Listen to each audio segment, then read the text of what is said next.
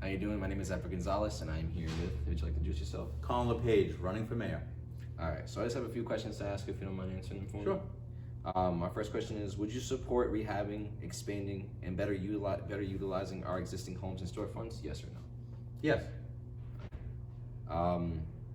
Do you think our main street downtown is healthy and successful? Yes or no? If not, would you care to change that?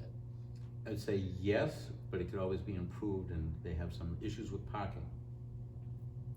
I heard that. Yes.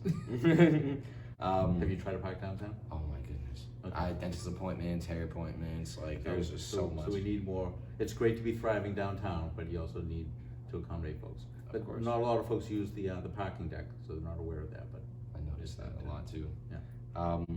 Our third question is: would you vote in support of a motion accolading from a city budget or for incarcerated people and who are being released back into the public? You said accolading, or Yes. Would you vote in support of a motion accolading from a city budget for incarcerated people and who are being released back into society?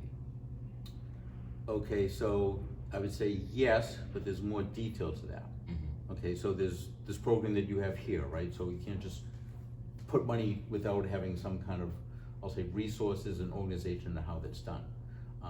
And actually, we do have funds that through new revenue coming to the city that should be actually allocated to that.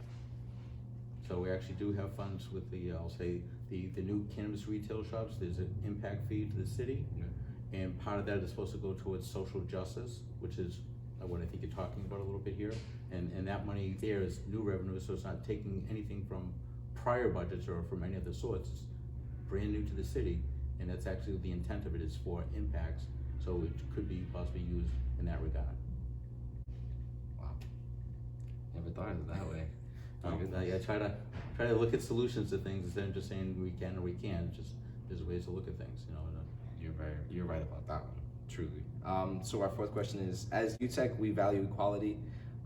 We as organizers try to decrease racism and violence in the streets. How would you vote a motion that says racism is a health issue?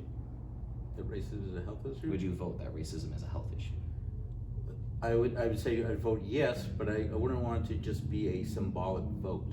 Mm. I mean, so as you say that, so if there's something that is coming from that, and you have an initiative or something that would come from that, sure. But if it's just to do a symbolic vote, I don't know, other than just symbolically, it doesn't really change things. So I like to see, you know, what could be done to that.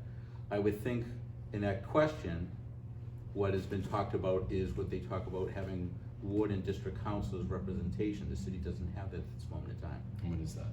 So at the moment, the city has at-large representation. So I am a current city councilor, and in other communities, the vast majority in the state, what they do is they have different neighborhoods and wards and precincts. So there's 7 wards in Haverhill, and then there's different precincts within those wards.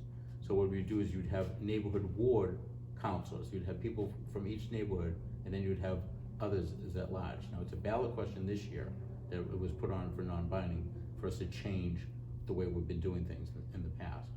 But the other part of it also goes to school committee members. So the idea is to get more representation, more folks in neighborhoods to be more involved in things. So yes, I'm in support of that, and that's what I think would go to what your question was, is how we could do that. Thank you, I appreciate it. And our last and final question is: do you support having our own version of the carriers law? Yes or no? So we're familiar where, and I don't know when that initiated and such like that, but as they would talk towards what happened with George Floyd and other issues like that.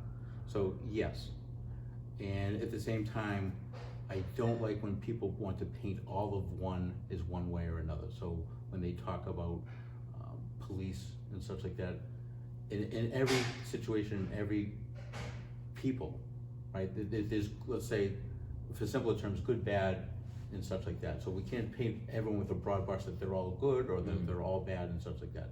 But in the instance that you're talking about, if someone has done something incorrectly, and that's the way it's been judged and looked at, then they should, you know, it should be rectified. So yes, I agree with that. Thank you. And that's actually all the questions we have today. Thank you very much. Thank you. Appreciate it.